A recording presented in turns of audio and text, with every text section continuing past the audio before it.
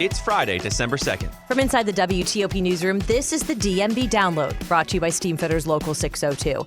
Get an estimate and learn more at steamfitters-602.org. It's one of the worst feelings. You're all excited to get your mail, and then you see you've got a speeding ticket.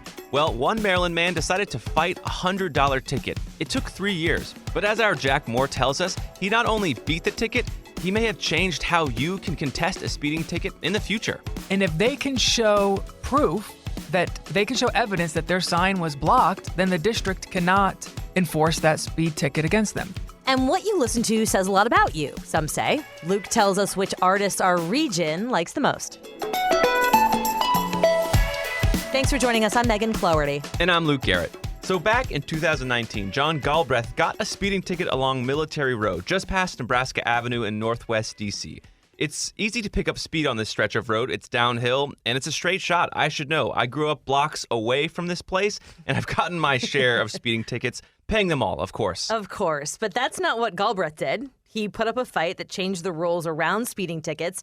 And to learn how, we bring in WTOP's Jack Moore. Jack, we're back together again. Indeed. After some may remember when we did this other podcast called 22 Hours, but this is not what we're talking about today. Today we're talking about speeding tickets. First of all, how did you find this story?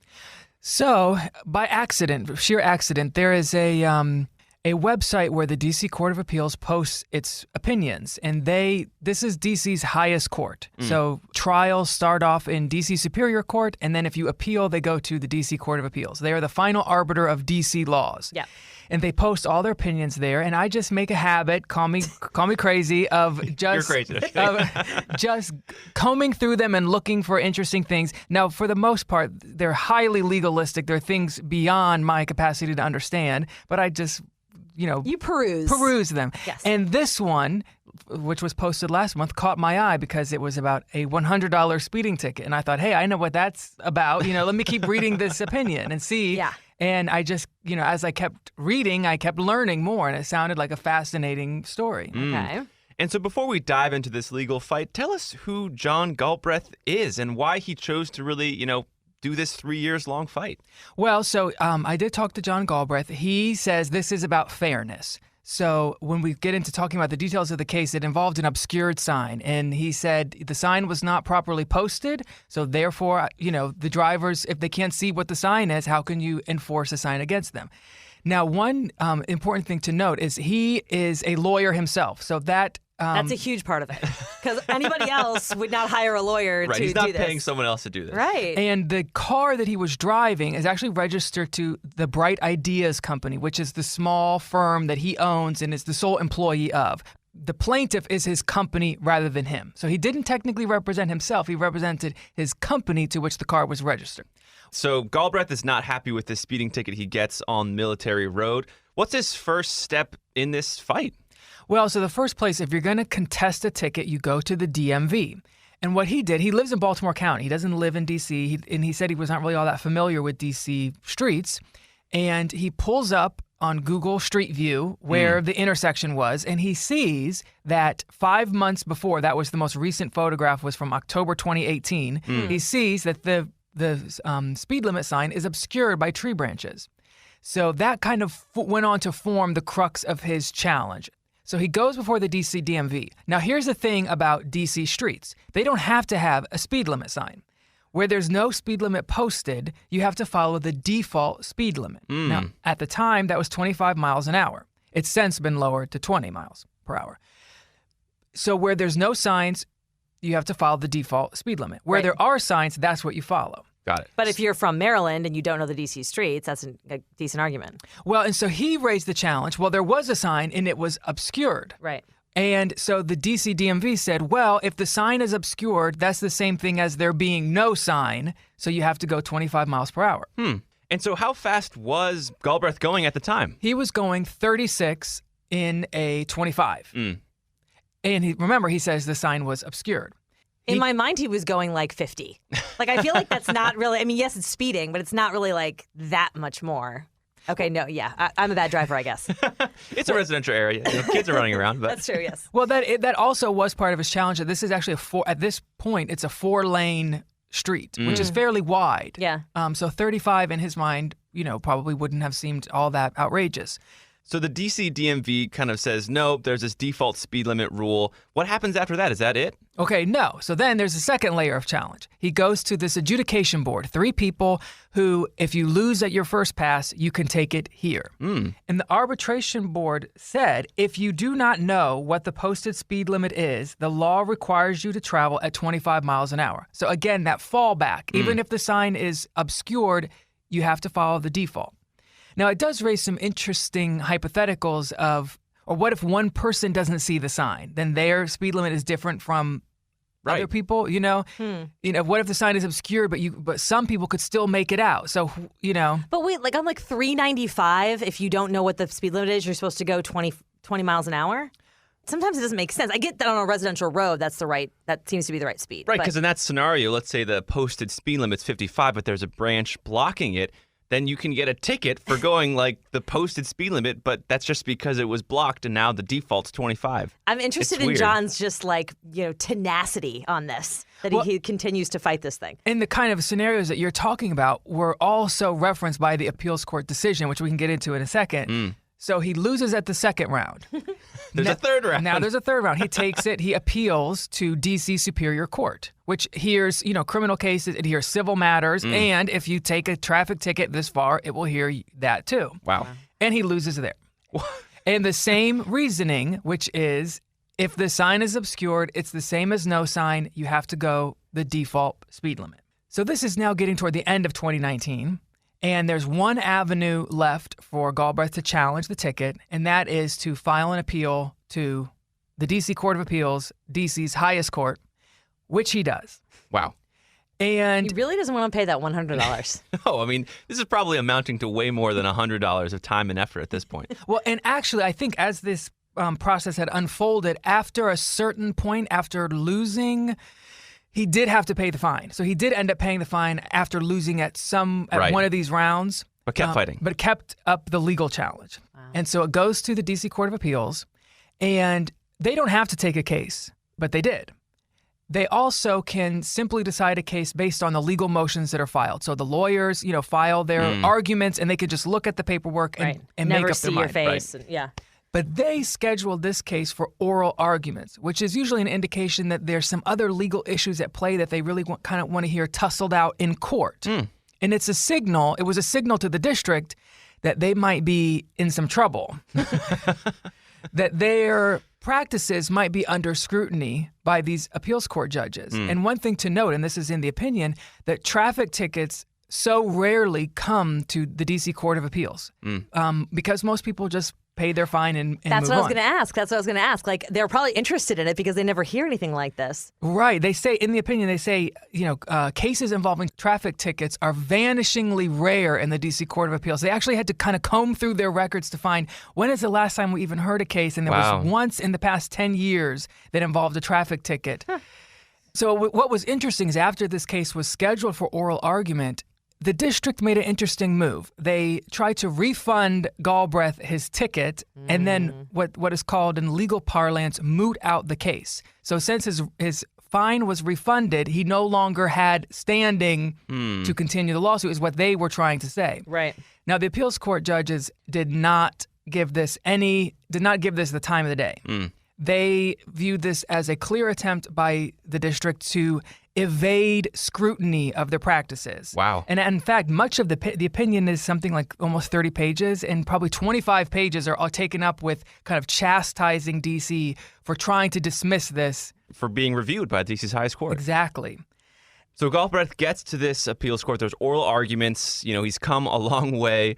What happens after that? I mean, they have oral arguments. What's the decision? Well, the oral arguments were interesting. They definitely signaled kind of the court's intention. There was very withering questioning, I would characterize it, of D.C.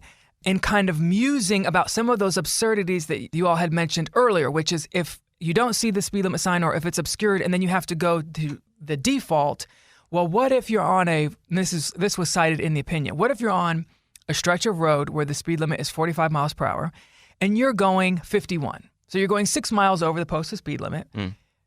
But if the sign were obscured, you wouldn't be going 6 miles over the speed limit. Right. If the sign is obscured, the default now would be 20. Right. So someone do the math for me real quick. But actually, whatever that amount is, almost 30 miles over, Yeah.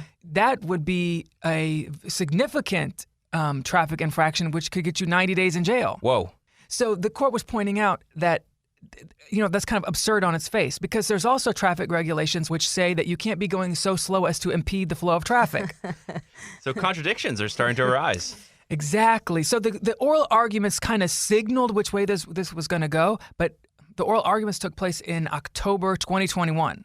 So that was quite some time ago. It takes the appeals court works at a very deliberative pace. So that's nice way to say it. So finally, this opinion came down November 10th. Was when it was posted. Oh my gosh. And they, as I said, So much time.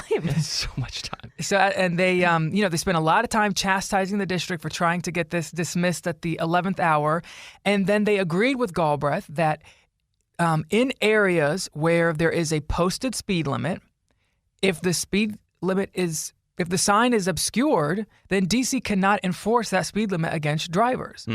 Now, in some sense, it is a narrow ruling. And in fact, Galbraith had raised, during the oral arguments, much broader constitutional questions about the use of speed cameras in D.C., and specifically on the default speed limit, that where there are no signs posted, they can enforce the default speed limit, which this decision leaves in place. Right.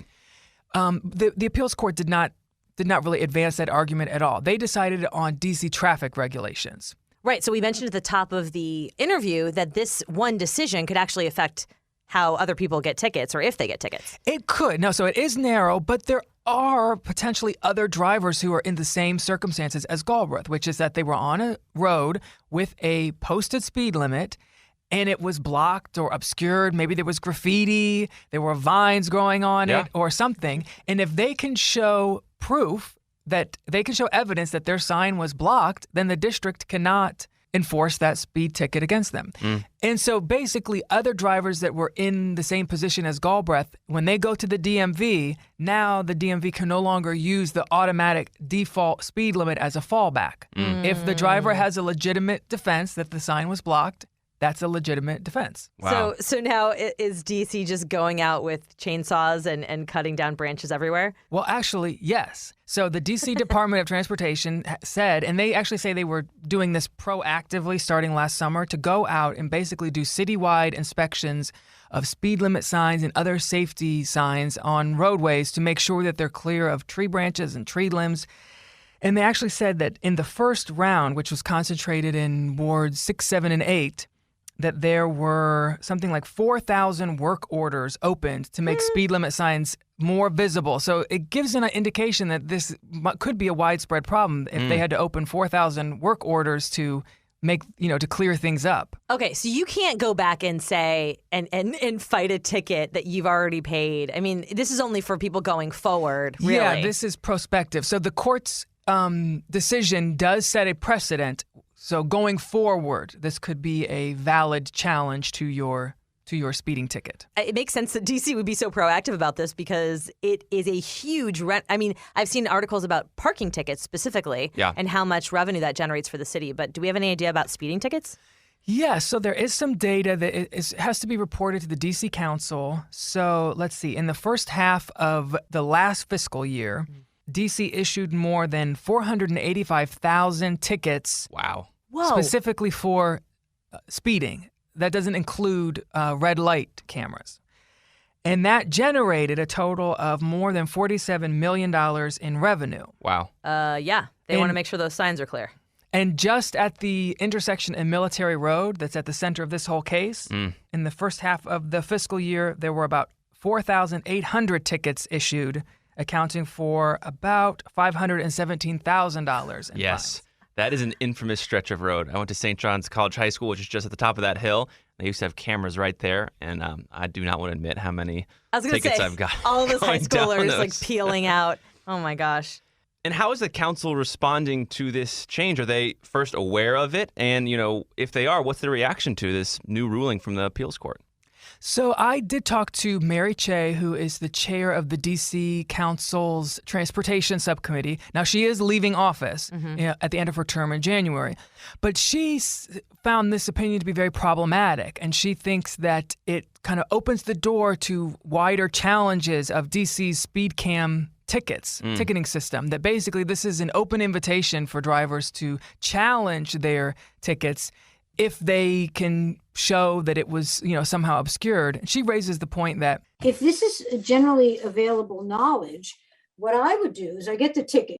I would go out to where they say I committed the violation and take a picture of the speed limit sign. If I see that it's obscured in some way, I don't know how much it has to be obscured, whether it's at the proper height, whatever that is, I'm going to go to the DMV and I'm going to say, no, I didn't have to comply with this. Even though I was plainly speeding, there's apparently no limit on what I could do on Military Road that day.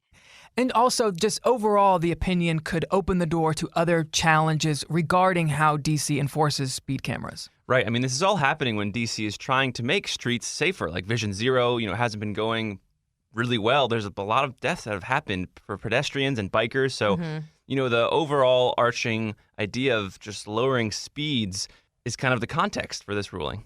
Exactly. And it is interesting, as you point out, all the attention given to, making streets safer, which I think especially during the pandemic, there was a surge in pedestrian deaths across the country. And I did talk to Galbraith about this. And, just if it made him uneasy at all that, this somehow made it easier to speed. And he said he was very sensitive to the safety issue. And he said, but it comes back to D.C. to make sure the signs are clearly posted. And he makes the argument that drivers rely on those signs to know how fast they should be going. Right. I mean, Galbraith in many ways is an ombudsman. He just kind of fought this fight, years-long fight. He got trees kind of cut down a little bit, and maybe signs are going to be clear. I don't know. This story has generated a lot of interest on Facebook, on Twitter. A lot of people are reacting. Yeah. And somebody said that the Galbraith is like if it's the principle of the matter was a person. That makes sense. Nice. I mean, I feel like it's such a relatable story because not everybody, God love you if you've never gotten a speeding ticket, but it's an awful feeling to get one, and it also makes you feel like you're, not the best driver in the world. Yeah. If this means that DC's streets are going to be safer because of it, that's a good thing. One can hope. Jack Moore, thanks for coming on the show to explain it all to us. Thank you. And after the break, we're going to learn a little bit more about one Luke Garrett and what he listens to on the daily, but also what DC listens to. Backed by the experience of its hardworking members, Steamfitters Local 602 is ready to take on your next commercial, heating, cooling, HVAC, or refrigeration project. Steamfitters Local 602 adds value to our community through its partnerships with local contractors and building owners, all while keeping the focus on improving the lives of its members and their families throughout the DMV. For work that's on time and on budget, go to steamfitters-602.org to schedule your next project. That's steamfitters-602.org. Steamfitters Local 602. Changing lives. Explain your DNA on 10 cases, man. You're inside the police interrogation room with the alleged Potomac River rapist. I'm not guilty on any of this stuff. So calm, so reasonable. Could this be the man who terrorized women for 9 years before murdering a brilliant scientist 2 decades ago? Experience one of the most fascinating true crime podcasts available. Join crime reporter Paul Wagner for Unknown Subject, Season 3 of WTOP's American Nightmare series. Search American Nightmare Podcast on all podcast platforms. Before we go, Luke really wants to tell us about music. Specifically Spotify Wrapped. I don't know if you guys are listening to us now on Spotify. You might be. Ooh. But I listen to music on Spotify, and every December they kind of release your past year's music habit. Yeah. And it's kind of nice. It's like kind of a marketing campaign. It's kind of weird because they're like proving to you that they're tracking everything you're doing. Right. But they put it in a nice, artistic, cool little chart. But if you don't think about it too much and just look at, the data on yourself, it's interesting. It's pretty nice. And you can actually look into, what regions listen to the most. Okay. And there's a report here on, the DC region's most listened to artist. Let me guess. Yes, I'm gonna guess. guess. Here we go. DC's number one artist? So top 5 artists. See if you can get at least 3. Oh, Jesus. Bon Jovi, Okay. Bruce Springsteen, Oh, man. and Elton John. None of those made the top Damn. 5. Ironically, the most listened to artist in this area is Taylor Swift. Now, I say ironically just because she just announced her Eras Tour, which we've talked about.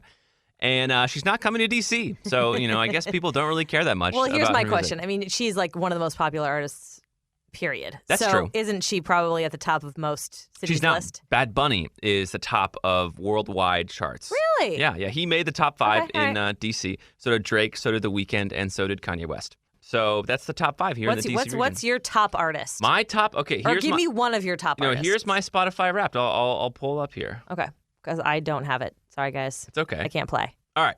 So I have a kind of a interesting mix here. So I'll do my top 5 artists. Number 1, Kendrick Lamar. He had a good album this year. I go on runs quite often, and I just listen to that album on repeat. So Tame Impala, number 2. I love Tame Impala. Mm-hmm. Number 3, the Beatles. Kind of like, wow, that's kind of boring. The Beatles, really. But no, the Beatles is great to have in the background. No, it's very everybody knows it. For me, I just got an electric guitar, not just, but a few months ago, and I'm trying to learn how to like fill and do licks and stuff. So I just play the Beatles in the background on loop, and I just kind of try to do cool. that.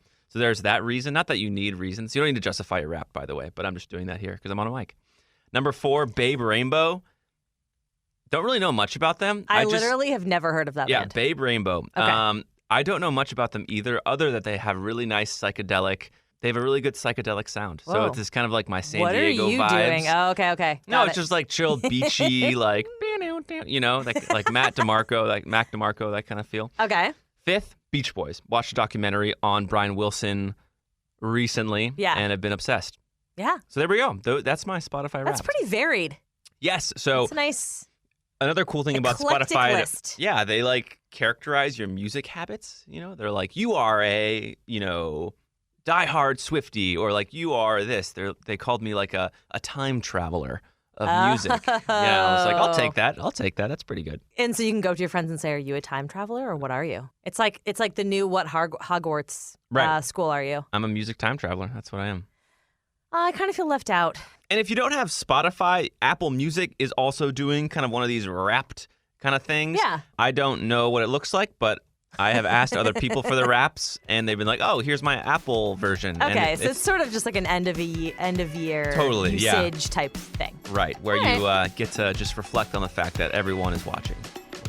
Yeah. Well. And with that, we'll leave it there. This podcast is brought to you by Steamfitters Local 602. Our music is by Real World, not Spotify. Oh my gosh. Leave a review and rate our show if you get the chance. And follow us on social media where we're posting every single day. You can become a VIP listener at dmvdownload.com. Yes. The DMV Download is a product of WTOP News. Listen on 103.5 FM in the D.C. area, 107.7 FM in Virginia, 103.9 FM in Frederick, Maryland, online at WTOP.com, and of course on the WTOP News app. Have a great weekend, and we'll see you on Monday.